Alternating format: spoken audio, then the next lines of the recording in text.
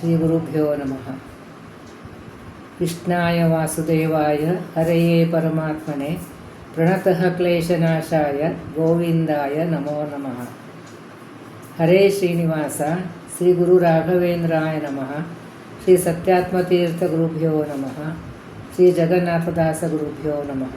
ಎಲ್ಲರಿಗೂ ನಮಸ್ಕಾರ. ನಾವು ಧ್ಯಾನ ಪ್ರಕ್ರಿಯಾ ಸಂಧಿಯ ಸಂಧಿಯ ಸಾರಾಂಶವನ್ನು ನೋಡ್ತಾ ಇದ್ದೀವಿ. 11ನೇ ನುಡಿ, 10 ನುಡಿ ಆಗಿದೆ. 11ನೇ ನುಡಿ. ದ್ರವ್ಯವೆನಿಸುವ ಭೂತ ಮಾತ್ರದೊಳು ಅವ್ಯಯನು, ಕರ್ಮೇಂದ್ರಿಯಗಳೊಳು ಭವ್ಯ ಸತ್ಕ್ರಿಯೆ ನೆನಪ, ಜ್ಞಾನೇಂದ್ರಿಯಗಳೊಳಗೆ ಇದ್ದು ಸ್ತವ್ಯಕಾರಕ ನೆನೆಸಿ ಸುಖಮಯ, ಸೇವ್ಯ ಸೇವಕ ನೆನೆಸಿ ಜಗದೊಳು ಹವ್ಯವಾಹನ ಅರಣ್ಯೊಳಗಿಪ್ಪಂತೆ ಇರುತ್ತಿಪ್ಪ. ಇದರಲ್ಲಿ ಬೇರೆ ಬೇರೆ ಸ್ಥಾನದಲ್ಲಿ ಭಗವಂತ ಯಾವ್ಯಾವ ರೂಪದಿಂದ ಇದ್ದಾನೆ ಅನ್ನೋದನ್ನು ವಿವರಣೆಯಲ್ಲಿ ಜಗನ್ನಾಥದಾಸರು ನಮಗೆ ಕೊಡ್ತಾ ಇದ್ದಾರೆ. ಇಲ್ಲಿ ದ್ರವ್ಯ ಅಂತ ಹೆಸರು, ಅಂದರೆ ತನ್ನ ರೂಪದಿಂದ ಭಗವಂತ ಸರ್ವತ್ರ ವ್ಯಾಪ್ತನಾಗಿದ್ದಾನೆ ಅನ್ನೋದನ್ನು ಒಂದು ಥಂಬ್ರು ಆಯಿತಾ. ಇನ್ನು ಇಲ್ಲಿ ದ್ರವ್ಯವೆನಿಸುವ ಭೂತ ಪಂಚಮಹಾಭೂತದಲ್ಲಿ ಭಗವಂತ ದ್ರವ್ಯ ಅಂತ ಹೆಸರಿಂದ ಇದ್ದಾನೆ. ಅಂದರೆ ದ್ರವ್ಯ ಅಂತ ಹೆಸರಿಂದ ಯಾಕೆ, ಅದು ದ್ರವ್ಯ ಶಬ್ದದ ಅರ್ಥ ಏನು ಅಂತಂದರೆ ಇಲ್ಲಿ ಗತಿ, ದ್ರವ್ಯ ಅಂತಲೇ ಹರ್ಕೊಂಡು ಹೋಗ್ತದೆ. ಸೊ ಅದು ರಸಾದಿಗಳಿಗೆ ಆಶ್ರಯನಾಗಿದ್ದಾನೆ. ಆಮೇಲೆ ಸತ್ವಾದಿ ಗುಣ, ಸತ್ವರಸ ತಾಮಸಿ ಗುಣದಿಂದ ಕೂಡಿದಂಥ ಪದಾರ್ಥ ಒಳಗಡೆ ಈ ಎಲ್ಲ ಭೂತದ ಪಂಚಮಹಾಭೂತ ಒಳಗಡೆ ಇದ್ದಾನೆ ಭಗವಂತ, ದ್ರವ್ಯ ಅಂತ ಅನಿಸ್ಕೊಳ್ತಾನೆ ಅಂತ. ಆಮೇಲೆ ಮಾತ್ರದೊಳು ಅವ್ಯಯನು, ಮಾತ್ರ ಅಂತಂದರೆ ತನ್ಮಾತ್ರದಲ್ಲಿ ಅವ್ಯಯ ಅಂತ ಹೆಸರದಿಂದ ಕರೆಸ್ಕೊಳ್ತಾನೆ.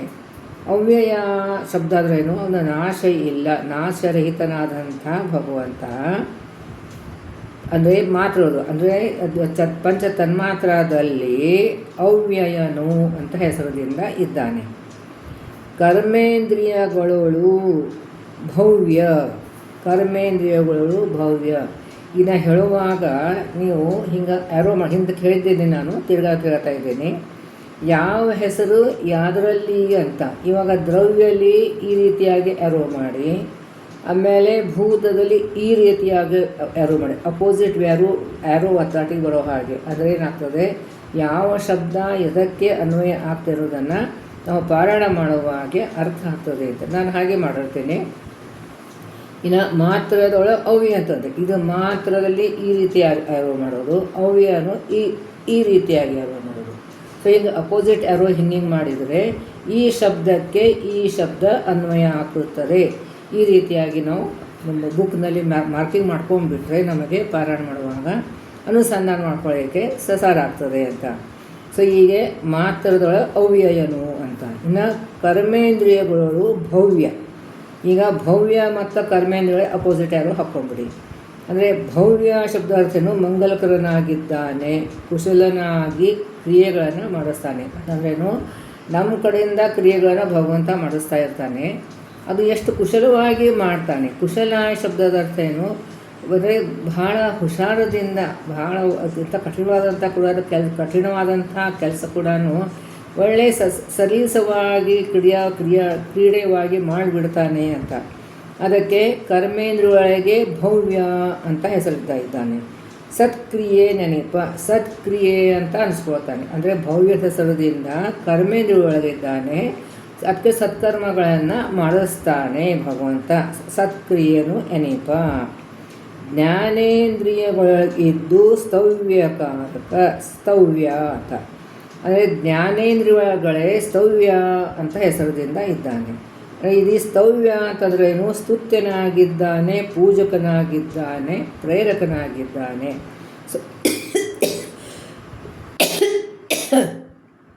ಸಾರಿ ಇದು ಜ್ಞಾನೇಂದ್ರಿಯದಿಂದ ನಮ್ಮ ಕಡೆಯಿಂದ ಕರ್ಮಗಳನ್ನು ಭಗವಂತ ಮಾಡಿಸ್ಬೇಕು ಅಂತಂದರೆ ಅವನು ಸ್ತುತ್ಯನಾಗಿದ್ದಂತಂದ್ರೆ ಅಷ್ಟು ಕ್ರಿಯೆಗಳನ್ನು ಮಾಡಿಸುವಂಥ ಶಕ್ತಿ ಅವನಲ್ಲೇ ಇದೆ, ಅಷ್ಟು ಜ್ಞಾನವನ್ನು ಅವನಿಗೆ ಇದೆ. ಆಮೇಲೆ ಅವನಿಗೆ ಪೂಜಕನಾಗಿದ್ದಾನೆ. ಅಂದರೆ ಅವನು ಪೂಜಕನಾಗಿದ್ದ ಅಂತಂದ್ರೆ ಅವನೇ ಪೂಜಿಸಲ್ಪಡ್ತಾನೆ. ಏಕೆ ಪೂಜಿಸಲ್ಪಡ್ತಾನೆ? ಅಷ್ಟೊಂದು ಶ್ರೇಷ್ಠವಾದಂಥದ್ದು ಗುಣರೂಪ ಕ್ರಿಯೆಗಳನ್ನು ನೋಡಿ ಪೂಜೆ ಮಾಡ್ತಾರೆ. ಈಗ ನನಗೆ ಯಾರು ಪೂಜೆ ಮಾಡ್ತಾರೇನೋ? ಇಲ್ಲ. ಯಾಕಂದರೆ ಅಷ್ಟೊಂದು ವ್ಯಕ್ತಿತ್ವ ಇಲ್ಲ. ಯಾರ್ದು ವ್ಯಕ್ತಿತ್ವ ದೊಡ್ಡದಾಗಿರ್ತಿದೆಯೋ ಅವ್ರಿಗೆ ನಾವು ಪೂಜಿಸ್ತೀವಿ, ಸರಿನಾ? ಅದು ಉದ್ದಿನ ಕಡ್ಡಿ ಹಚ್ಚಿ ಮಂಗಳಾರತಿ ಮಾಡೋದೇ ಪೂಜೆ ಅಂತಲ್ಲ. ಮಾನಸಿಕವಾಗಿ ಆಧಾರದಿಂದ ಪ್ರೀತಿಯಿಂದ ನೋಡ್ತೀವಲ್ಲ, ಅದು ಪೂಜಿಸ್ತೀವಿ ಅಂತ ಹೇಳ್ತೀವಿ. ತಂದೆ ತಾಯಿಗಳು ಪೂಜಿಸ್ತೀವಿ ಅಂತ ಹೇಳ್ತೀವಿ. ಅಂದರೆ ಅವ್ರಿಗೆ ನಾವು ಕೂತು ಮಂಗಳಾರತಿ ಮಾಡೋದಿಲ್ಲ, ಆದರೆ ಅವ್ರಿಗೆ ಮನಸ್ಸಿನಲ್ಲಿ ಆಧಾರಪೂರ್ವಕವಾಗಿ ಅವರು ಸೇವೆ ಮಾಡ್ತೀವಿ. ಅದಕ್ಕೆ ಪೂಜನಾಗಿದ್ದಾನೆ ಅಂತ. ಹಾಗೆ ಪ್ರೇರಕನಾಗನೂ ಇದ್ದಾನೆ ಭಗವಂತ. ಅದಕ್ಕೆ ಈ ಜ್ಞಾನೇಂದ್ರಿಯೊಳಗಡೆ ಭಗವಂತ ಸ್ತವ್ಯಕಾರಕನು ಎನಿಸಿ, ಸುಖಮಯ ಸೇವ್ಯ ಸೇವಕ ನೆನೆಸಿ. ಅಂದರೆ ಇಷ್ಟೆಲ್ಲ ಕೆಲಸ ಮಾಡಿದರೂ ಕೂಡ ಸುಖಮಯನಾಗಿ ಇದ್ದಾನೆ ಭಗವಂತ. ಸುಖಮಯನಾಗಿ ಇದ್ದಾನೆ. ಸುಖಮಯ ಅಂತ ನಾನು ಹಿಂದೆ ಹೇಳಿದ್ದೀನಿ. ಈ ಸಕ್ರಿಮಯ ಅಂತ ಹೇಳ್ತೀವಲ್ಲ, ಪಾನಕ ಸಕ್ರಿಮಯ ಆಗಿದೆ ಅಂತ ಹೇಳ್ತೀವಿ, ಅಂದರೆ ಭಾಳ ಜಾಸ್ತಿ ಆಗಿದೆ ಅಂತ ಹೇಳ್ತೀವಲ್ಲ, ಹಾಗೆ ಬಹಳ ಶ್ರೇಷ್ಠವಾದ ಪರಿಪೂರ್ಣವಾದಂಥದ್ದು ಸುಖ ಇದ್ದಂಥ ಭಗವಂತ. ಅದಕ್ಕೆ ಅವನಿಗೆ ಸುಖಮಯ ಅಂತ ಹೇಳ್ತೀವಿ. ಸೇವ್ಯ ಸೇವಕ ಅಂದರೆ ಸೇವಾ ಸ್ವೀಕಾರ ಮಾಡೋರೊಳಗಡೂ ಅವನಿದ್ದಾನೆ, ಸೇವಾ ಮಾಡೋರಲ್ಲಿ ಕೂಡ ಅವನೇ ಇದ್ದಾನೆ. ಸೇವ್ಯ ಅಂತಂದರೆ ಸೇವಾ ಸ್ವೀಕಾರ ಮಾಡುವವನು, ಸೇವಕ ಅಂತಂದರೆ ಸೇವಾ ಮಾಡುವವರಲ್ಲಿ ನೆನೆಸಿ. ಅದಕ್ಕೆ ಆಯಾ ತನ್ನ ರೂಪದಿಂದ ಒಂದು ರೂಲ್ ಇದೆಯಲ್ಲ. ಸೊ ಆಯಾ ಪದಾರ್ಥದಲ್ಲಿ ಆಯಾ ಹೆಸರದಿಂದ ಭಗವಂತ ಇರ್ತಾನೆ. ಪದಾರ್ಥ ಆಗಲಿ ವ್ಯಕ್ತಿ ಆಗಲಿ ಇರ್ತಾನೆ. ಸೊ ಸೇವ್ಯಕರಲ್ಲಿದ್ದಾನೆ, ಸೇವಕನಲ್ಲಿ ಇದ್ದಾನೆ. ನೆನೆಸಿ ಜಗದೊಳು ಹವ್ಯವಾಹನ ಅರಣ್ಯೊಳಗೆ ಇಪ್ಪಂತೆ ಇರುತ್ತಿಪ್ಪ. ಹವ್ಯವಾಹನ ಅಂತಂದರೆ ಅಗ್ನಿ. ಅವನಿಗೆ ಹವ್ಯವಾಹನ ಅಂತ ಏಕೆ ಕರೀತಾರೆ ಅಗ್ನಿಗೆ ಅಂತಂದರೆ, ನಾವೆಲ್ಲ ಹವಿಸ್ಸವನ್ನು ಅಗ್ನಿಯಲ್ಲಿ ಹಾಕ್ತೀವಿ. ಯಾವ ದೇವತೆಗಳಿಗೆ ಯಾವ ದೇವತೆಗಳಿಗೆ ಹಾಕಿದ್ರು ಅಗ್ನಿಲೇ ಹಾಕ್ತೀವಿ. ಆ ಅಗ್ನಿ ಕಾರ್ಯ ಏನು ಅಂತಂದರೆ ಅವರವರ ಪಾಲವನ್ನು ಅವರವ್ರಿಗೆ ಮುಟ್ಟಿಸೋದು. ಅದಕ್ಕೆ ಹವ್ಯವನ್ನು ಅವ್ರಿಗೆ ಮುಟ್ಟಿಸ್ತೇವೆ, ವಾಹನ ಮಾಡಿ ತೊಗೊಂಡು ಹೋಗಿ ಮುಟ್ಟಿಸ್ತಾನೆ ಅಗ್ನಿ. ಅದಕ್ಕೆ ಹವ್ಯವಾಹನ ಅಂತ ಹೇಳ್ತೀವಿ. ಅರಣ್ಯೊಳಗಿಪ್ಪಂತೆ ಇರುತ್ತಿಪ್ಪ. ಈ ಶಬ್ದ ಬಹಳ ಕಡೆ ಪ್ರತ್ಯಾಂಶದಲ್ಲಿ ಬರ್ತದೆ.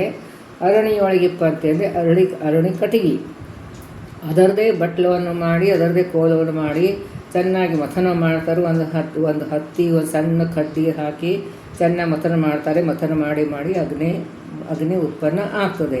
ಸೊ ಅರಣಿ ಕಟ್ಟಿಗೆ ಒಳಗಡೆ ಅಗ್ನಿ ಒಳಗಡೆ ಇದೆ. ಅದನ್ನು ತಿಕ್ಕಿ ಅದನ್ನು ಹೊರಗೆ ಬರೋ ಹಾಗೆ ಮಾಡ್ತಾರೆ, ಉತ್ಪನ್ನ ಆಗೋ ಹಾಗೆ ಮಾಡ್ತಾರೆ. ಸೊ ಹಾಗೆ ಆದರೆ ಕಬ್ಬಣದಲ್ಲಿ ಅಗ್ನಿ ಬರುವುದಿಲ್ಲ ಅಲ್ವಾ? ಸೊ ಹಾಗೆ ಈ ಅರಣಿ ಒಳಗಡೆ ಅಗ್ನಿ ಇದೆ, ಆದರೆ ಕಾಣಿಸೋದಿಲ್ಲ. ಅದರಂತೆ ಭಗವಂತ ಈ ರೀತಿಯಾಗಿ ಎಲ್ಲ ಕಡೆನೇ ಅಂದರೆ ಪಂಚಮಹಾಭೂತದಲ್ಲಿ, ತನ್ಮಾತ್ರದಲ್ಲಿ, ಕರ್ಮೇಂದ್ರಿಯಗಳಲ್ಲಿ ಮತ್ತು ಜ್ಞಾನೇಂದ್ರಿಯಗಳಲ್ಲಿ ಭಗವಂತ ವ್ಯಾಪ್ತನಾಗಿದ್ದಾನೆ. ಆದರೆ ಅವನು ನಮಗೆ ಕಾಣಿಸುವುದಿಲ್ಲ. ಅಷ್ಟೇ ಅವ್ಯಕ್ತನಾಗಿ, ಅಗ್ನಿಯಲ್ಲಿ ಕಟ್ಟಿಗೆಯಲ್ಲಿ ಅಗ್ನಿ ಹೇಗೆ ಅವ್ಯಕ್ತವಾಗಿ ಇದೆಯೋ ಅದೇ ರೀತಿಯಾಗಿ ಭಗವಂತ ಎಲ್ಲ ಕಡೆ ವ್ಯಾಪ್ತನಾಗಿ ಇದ್ದಾನೆ ಅಂತ ಹೇಳ್ತಾ ಇದ್ದಾರೆ. ಇನ್ನು ಮುಂದಿನ ನುಡಿಯಲ್ಲಿ ಇಲ್ಲಿ ವಾಯುದೇವರ ಬಗ್ಗೆ ಹೇಳ್ತಾ ಇದ್ದಾರೆ. ನಾವು ಎಲ್ಲ ಕಡೆ ನೋಡ್ತೀವಲ್ಲ, ವಾಯುದೇವರು ಅಂತರ್ಯಾಮಿಯಾಗಿಯೇ ಭಗವಂತ ಇದ್ದಾನೆ ಅಂತ. ಸೊ ಇನ್ನು ಇಲ್ಲೆಲ್ಲ ಬರೀ ಭಗವಂತ ಹೆಸರು ಹೇಳಿದ್ರಿ. ವಾಯುದೇವರ ಹೆಸರು ಏನು, ಯಾವ ರೂಪದಿಂದ ವಾಯುದೇವರು ಇದ್ದಾರೆ ಇದರಲ್ಲಿ ಅಂತ. ಅದಕ್ಕೆ ಮನವೇ ಮೊದಲಾದ ಇಂದ್ರಿಯಗಳು, ಮನಸ್ಸು, ಆಮೇಲೆ ಇಂದ್ರಿಯಗಳು, ಅನಿಳ ದೇವರು, ಇಂದ್ರಿಯಗಳೊಳಗೆ ಅತ್ಲ ಸೇರಿಸ್ಕೋಬೇಕು.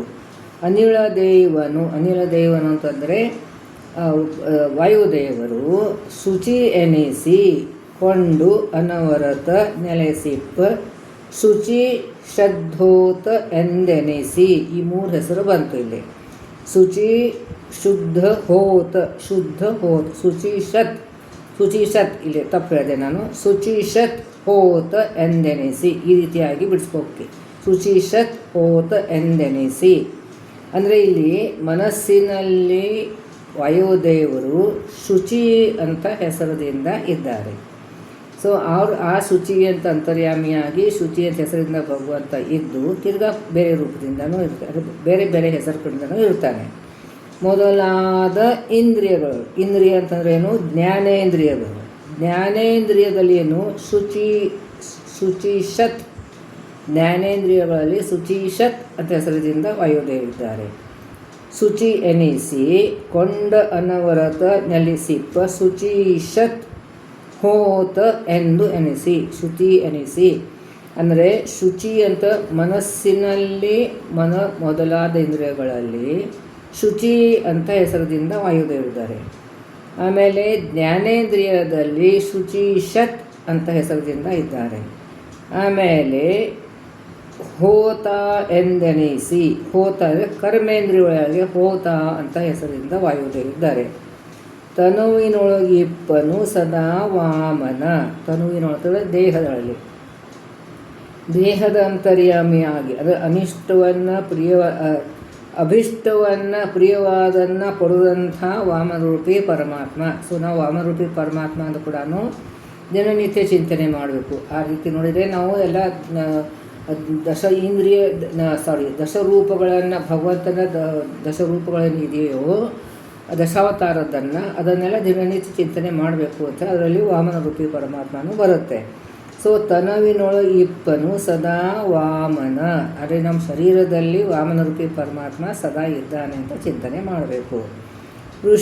ಋಷಿಕೇಶ ಆಖ್ಯ ಅಂದರೆ ಋಷಿಕೇಶ ರೂಪದಿಂದ ಇಂದ್ರಿಯದಲ್ಲಿ, ಋಷಿಕೇಶ ಇಂದ್ರಿಯ ನಿಗ್ರಹ ಮಾಡುವಂಥ, ಇಂದ್ರಿಯವನ್ನು ನಿಯಮನ ಮಾಡುವಂಥ ಭಗವದ್ ರೂಪ ಋಷಿಕೇಶ ಅಂತ ಹೇಳ್ತಾರೆ. ಸೊ ರೂಪದಲ್ಲ ಅನುಭವಕ್ಕೆ ತಂದಿವ ಇಷ್ಟು ರೂಪದಿಂದ ಇದ್ದಾನೆ. ಈ ಎಲ್ಲ ರೂಪದಿಂದ ಯಾಕಿದ್ದಾನೆ ಭಗವಂತ? ನಮಗೆ ಅನುಭವಕ್ಕೆ ಬರಬೇಕಲ್ಲ. ಈಗ ವಾಯುದೇವರಿದ್ದಾರೆ, ವಾಯುದೇವರ ಅಂತರ್ಗತ ಅದೇ ಹೆಸರಿನಿಂದ ಇದ್ದು ಶುಚಿಷತ್ ಹೋತ ಅಂತ ಹೆಸರದಿಂದ ಇದ್ದಾನೆ. ಅದರಲ್ಲಿ ತಿರ್ಗಾ ಭಗವಂತನ ಬೇರೆ ಬೇರೆ ರೂಪದ ಹೆಸರದಿಂದನೂ ಕೂಡ ಇರ್ತಾನೆ. ಆಮೇಲೆ ಈ ಎಲ್ಲ ರೂಪದಿಂದ ಏನು ಮಾಡ್ತೇವೆ? ರೂಪದಲ್ಲಿ ಅನುಭವಕ್ಕೆ ತಂದಿವ, ಇದರಿಂದ ನಮಗೆ ವಿಷಯಗಳೆಲ್ಲ ಅನುಭವಕ್ಕೆ ತಂದು ಕೊಡ್ತಾನೆ ಭಗವಂತ. ಆಮೇಲೆ ತಂದೀವ ತಂದು ಕೊಡ್ತಾನೆ. ವಿಷಯಜ ಸುಖವ ಜೀವರಿಗೆ ಅಂದರೆ ವಿಷಯದಿಂದ ಆಗುವಂಥ ನಮಗೆ ಏನು ಸುಖದ ಅನುಭವ ಇರಲಿ, ದುಃಖದ ಅನುಭವ ಇರಲಿ, ಆ ಅನುಭವವನ್ನು ನಮಗೆ ಕೊಡ್ತಾನೆ. ವಿಷಯಜ ಸುಖವ ಜೀವರಿಗೆ ಅದರ ಅಭಿಷ್ಟವನ್ನು ಕೊಡ್ತಾನೆ, ಪ್ರಿಯವಾದಂಥದ್ದು ಕೊಡ್ತಾನೆ. ಅದರದ್ದು ನಮಗೆ ಅನುಭವಕ್ಕೆ ತಂದು ಕೊಡುವಂಥ ಕೆಲಸವನ್ನು ಇದು ಈ ರೀತಿಯಾಗಿ ಭಗವಂತ ಮಾಡ್ತಾನೆ. ಅದೇ ಮೊದಲೇ 11ನೇ ನುಡಿಯಲ್ಲಿ ಜ್ಞಾನೇಂದ್ರಿಯ ಕರ್ಮೇಂದ್ರಿಯೊಳಗಡೆ ಭಗವಂತ ಯಾವ ಅಂದರೆ ಪಂಚಮಹಾಭೂತ ಪಂಚ ತನ್ಮಾತ್ರದಲ್ಲಿ ಜ್ಞಾನೇಂದ್ರಿಯ ಕರ್ಮದಲ್ಲಿ ಯಾವ ಹೆಸರದಿಂದ ಇದ್ದಾನೆ ಅಂತ ಹೇಳಿದರು. ಇನ್ನು ಅಲ್ಲೇನೆ ವಾಯುದೇವರ ಅಂತರ್ಗತ ಇದ್ದಾನೆ. ಸೊ ಅಲ್ಲಿ ವಾಯುದೇವ ರೂಪಗಳು ಏನೇನು ಅಂತ ಹೇಳಿದರು. ಇಲ್ಲಿ ಮನಸ್ಸಿನಲ್ಲಿ ಶುಚಿ ಹೆಸರಿನಿಂದ ವಾಯುದೇವರಿದ್ದಾರೆ, ಜ್ಞಾನೇಂದ್ರಿಯದಲ್ಲಿ ಶುಚಿಷತ್ ಅಂತ ಹೆಸರಿನಿಂದ ಇದ್ದಾರೆ, ಆಮೇಲೆ ಕರ್ಮೇಂದ್ರಿಯದಲ್ಲಿ ಹೋತ ಅಂತ ಹೆಸರಿನಿಂದ ವಾಯುದೇವರಿದ್ದಾರೆ. ಅವರಂತರ್ಯಾಮಿಯಾಗಿ ಭಗವಂತ ಇದ್ದಾನೆ. ಹಾಗೆಯೇ ನಮ್ಮ ಶರೀರದಲ್ಲಿ ವಾಮನರೂಪಿ ಪರಮಾತ್ಮ ಇದ್ದಾನೆ. ಆಮೇಲೆ ಇಂದ್ರಿಯಗಳನ್ನು ನಿಯಮನ ಮಾಡಲಿಕ್ಕೆ ಋಷಿಕೇಶ ರೂಪದಿಂದ ಭಗವಂತ ಇದ್ದಾನೆ. ರೂಪದಲ್ಲಿ ಅನುಭವಕ್ಕೆ ತಂದು ಈವ ಅಂದರೆ ಎಲ್ಲ ವಿಷಯಜ ಅಂದರೆ ವಿಷಯದಿಂದ ಬರುವಂಥ ಅನುಭವವನ್ನು ನಮಗೆ ಭಗವಂತ ತಂದು ಕೊಡ್ತಾನೆ. ಅದಕ್ಕೆ ಅವನಿಗೆ ಮಾಡಿಸುತ್ತಾನೆ, ನೋಡಿಸುತ್ತಾನೆ. ಇದೆಲ್ಲ ಶಬ್ದಗಳು ಬಹಳ ಕಡೆ ಬಂದಿವೆ. ಸೊ ಈ ರೀತಿಯಾಗಿ ಸಂಧಿ ವಿಷಯದ ಸುಖವ ಜೀವರಿಗೆ ಸುಖವನ್ನು ಕೊಡ್ತಾನೆ ಭಗವಂತ. ಮತ್ತಂಗೆ ದುಃಖಗಳು ಕೂಡ ಕೊಡ್ತಾನಲ್ಲ ಭಗವಂತ. ನಮ್ಮ ಕರ್ಮಾನುಸಾರವಾಗಿ ಅನುಭವ ನಮ್ಮದು ಏನೇನು ಕರ್ಮ ಇರ್ತದೆ ಅದರದೆಲ್ಲ ಅನುಭವವನ್ನು ಭಗವಂತ ತಂದು ಕೊಡ್ತಾನೆ ಅನ್ನೋದನ್ನು ಇಲ್ಲಿ ಹೇಳ್ಕೊಡ್ತಾ ಇದ್ದಾರೆ. ಇನ್ನು ಮುಂದಿನ ನುಡಿ 15 ನಿಮಿಷ ಆಗಿದೆ ಇವಾಗ. ಇನ್ನು ಬೇಕಾದ್ರೆ ಜಾಸ್ತಿ 5 ದಿನ ನುಡಿ ಮಾಡಿಬಿಡ್ತೀನಿ. ಪ್ರೇರಕಗಳು ಇದರಲ್ಲಿ ಕೂಡ ಅದೇ ಬರ್ತದೆ. ಯಾರು ಪ್ರೇರಕ ಅಂತಂದ್ರೇನು? ಇದು ರಮ ಬ್ರಹ್ಮಾದಿ ದೇವತೆಗಳಲ್ಲಿ ನಿಂತು ಪ್ರೇರಣೆಯನ್ನು ಕೂಡ ಅವನೇ ಮಾಡ್ತಾನೆ. ಪ್ರೇರಕಗಳು ಅಂದರೆ ಯಾರು ಪ್ರೇರಣೆ ಮಾಡ್ತಾರೆ ಅವರೊಳಗೆ ಕೂಡ ಇರ್ತಾನೆ. ಯಾರು ಪ್ರೇರಕರು ಯಾರು ಪ್ರೇರಣೆ ಮಾಡ್ತಾರೆ, ಪ್ರೇರಗಳು ಯಾರ ಪ್ರೇರಣೆ ಸ್ವೀಕಾರ ಮಾಡ್ತಾರೆ ಅಂದರೆ ಇವಾಗ ಬ್ರಹ್ಮಾದಿ ದೇವತೆಗಳು ನಮಗೆ ಪ್ರೇರಣೆ ಮಾಡ್ತಾರೆ. ಅವರಿಗೆ ಪ್ರೇರಣೆ ಮಾಡುವಂಥ ಭಗವಂತ ಪ್ರೇರಗಳು ಪ್ರೇರಕನು ಅಂದರೆ ಈಗ ಪ್ರೇರಣಾ ಕೊಡುವವನು ಅವನೇ, ಪ್ರೇರಣಾ ಸ್ವೀಕಾರ ಮಾಡುವವನು ಅವನೇ, ತಾನಾಗಿ ಅವನೇ ಇದ್ದಾನೆ. ಹರಿ ನಿರ್ವೈರದಿಂದ ಪ್ರವರ್ತಿಸುವ ಅಂದರೆ ಅವನಿಗೆ ಯಾವುದೇ ಪಾರ್ಶಾಲಿಟಿ ಇಲ್ಲ, ಅಲ್ಲೇ ಪ್ರೇರಣೆ ಮಾಡ್ತಾನೆ. ಈ ಬಿಂಬರು ಹರಿ ಅಂತಾರೆ, ಬಿಂಬರೂಪಿ ಪರಮಾತ್ಮನಿಗೆ ಹರಿ ಅಂತ ಹೆಸರು. ಕಾರಣ ನಮ್ಮ ಅಂದರೆ ಜನರಲ್ ಹೆಸರು. ಈ ಬಿಂಬರೂಪಿ ಪರಮಾತ್ಮ ಯಾವ ರೂಪದಿಂದ ನಮ್ಮೊಳಗೆ ಇದ್ದಾನೆ ಗೊತ್ತಿಲ್ಲ, ಅದು ಜನರಲ್ ಹೆಸರು ಬಿಂಬರೂಪಿ ಪರಮಾತ್ಮನಿಗೆ ಹರಿ ಅಂತ ಹೇಳ್ತಾರೆ. ಖರೆ ನಮ್ಮ ಪಾಪಗಳನ್ನು ಹರಡ ಮಾಡ್ತಾನೆ, ಅದರಿಂದ ನಮ್ಮ ಲಿಂಗ ದೇಹವನ್ನು ದೂರ ಆಗ್ತದೆ, ಅವಾಗ ನಮಗೆ ಮೋಕ್ಷ ಸಿಗ್ತದೆ. ಅದಕ್ಕೆ ಅವ್ನು ಹರಿ ಅಂತ ಹೇಳ್ತಾರೆ. ನಿರ್ವೈರದಿಂದ ಯಾರ ಮೇಲೂ ಅವ್ರಿಗೆ ವೈರತ್ವ ಇಲ್ಲ, ಸಮಾನವಾಗಿ ನುಡ್ಕೋತಾನೆ. ಅಂದರೆ ಅದು ಯಾವುದು ಪ್ರೇಯರ್ ಇಲ್ಲ, ಯಾವುದು ಪಾರ್ಶಾಲಿಟಿ ಮಾಡೋದಿಲ್ಲ. ಪ್ರವರ್ತಿಸುವ ತನ್ನಾಮ ರೂಪದಲ್ಲಿ, ಅದು ನಿರ್ವೈರದಿಂದ ಯಾವುದೇ ಪಾರ್ಶಾಲಿಟಿ ಇಲ್ಲದೇನೆ ಪ್ರವರ್ತನೆ ಪ್ರೇರಣೆ ಮಾಡ್ತಾನೆ ತನ್ನಾಮ ರೂಪದಲ್ಲಿ. ಆಯಾ ನಾಮದ ಆಯಾ ಹೆಸರು ಪ್ರತಿಯೊಂದು ವ್ಯಕ್ತಿಯಲ್ಲಿ ಆಯಾ ಹೆಸರಿನಿದ್ದಾನೆ. ತನ್ನಾಮ ರೂಪದಲ್ಲಿ ಆಯಾ ತನ್ನಾಮ ತನ್ನ ರೂಪದಿಂದ ಇದು ಭಗವಂತ ಪ್ರೇರಣೆ ಮಾಡ್ತಾನೆ. ತೋರಿಕೊಳ್ಳದೆ ಸರ್ವರಳು ಆದರೆ ಅವರು ಕಾಣಿಸೋದಿಲ್ಲ, ಒಳಗಡೆ ಇದ್ದಾನೆ, ಕಾಣಿಸೋದಿಲ್ಲ. ಸರ್ವರಳು ಅಂದರೆ ತ್ರಿವಿಧ ಜೀವರೊಳಗಡೆ ಭಾಗೀರಥಿಯ ಜನಕನು ಅಂದರೆ ಭಾಗೀರಥಿ ಇಲ್ಲಿ ಗಂಗಾದೇವಿಯ ಒಂದು ಯಾಕೆ ಇಲ್ಲಿ ಸ್ಮರಣೆ ಕೊಟ್ಟಿದ್ದಾರೆ ಅಂತಂದರೆ, ಗಂಗಾದೇವಿ ಅವಳು ನಮ್ಮ ಪಾಪವನ್ನು ಪರಿಹಾರ ಮಾಡುವಂಥ ಶಕ್ತಿ, ಅವಳಿಗೆ ತಂದೆ, ಅವನ ಪಾದದಿಂದ ಹುಟ್ಟಿ ಬಂದಂಥವಳು. ಸೊ ಅವಳಿಗೆ ಶಕ್ತಿ ಇದ್ದಾಳೆ ಅಂದಮೇಲೆ ಇವನಿಗೆ ಎಷ್ಟು ಶಕ್ತಿ ಇದೆ ಅವನಿಗೆ. ಬರೀ ಪಾದ ತೊಳೆದಂಥ ನೀರು ಬಂದದ್ದಕ್ಕೆ ಗಂಗಾದೇವಿ ಪಾವನ ಆದಳು ಅಂದಮೇಲೆ ಇವನ ನಾವು ಪಾದ ಚಿಂತನೆ ಮಾಡಿದರೆ ಎಷ್ಟು ನಾವು ಪಾವನ ಆಗಬೇಕು. ಅದಕ್ಕೆ ಮಹಾಪಾವನನಾಗಿದ್ದಾನೆ ಭಗವಂತ, ದೋಷ ದೂರನಾಗಿದ್ದಾನೆ ಅಂತ ಇಲ್ಲಿ ಅದಕ್ಕೋಸ್ಕರ ಈ ಶಬ್ದವನ್ನು ಇಟ್ಟಿದ್ದಾರೆ. ಸಕಲ ವ್ಯಾಪಾರವ್ರತ ಮಾಡಿಸಿ ನೋಡಿ ನಗುತ್ತಿಪ್ಪ. ಸೊ ಎಲ್ಲ ವ್ಯಾಪಾರವ್ರತ ಎಲ್ಲ ಕರ್ಮಗಳನ್ನು ಏನೇನು ನಾವು ಮಾಡ್ತೀವಿ, ನೀತಿ ಮಾಡ್ತೀವಿ, ಎಲ್ಲವನ್ನು ಭಗವಂತ ಮಾಡಿಸ್ತಾನೆ. ಆಮೇಲೆ ನೋಡಿ ನಗುತ್ತಿಪ್ಪ ಅಂತ ಶಬ್ದವನ್ನು ಯಾಕೆ ಇಟ್ಟಿದ್ದಾರೆ ಇಲ್ಲಿ ಅಂತಂದರೆ, ಈ ಅಜ್ಞ ಜನರಿಗೆ ಈ ಜ್ಞಾನವನ್ನು ಇರುವುದಿಲ್ಲ, ಅಜ್ಞ ಜನರಿಗೆ ಗೊತ್ತೇ ಆಗೋದಿಲ್ಲ. ಈ ಭಗವಂತನೇ ಪ್ರೇರಣೆ, ಅವನೇ ಪ್ರೇರಕ, ಅವನೇ ಪ್ರೇರಣೆ ಕೊಡ್ತಾನೆ, ಅವನೇ ನಮಗೆ ಮಾಡಿಸ್ತಾನೆ ಅನ್ನೋದನ್ನು ಅವ್ರಿಗೆ ತಿಳಿಯೋದಿಲ್ಲ. ಅಂಥಾಗ ನೋಡಿ ಭಗವಂತ ನಗ್ತಾನೆ ಅಂತ.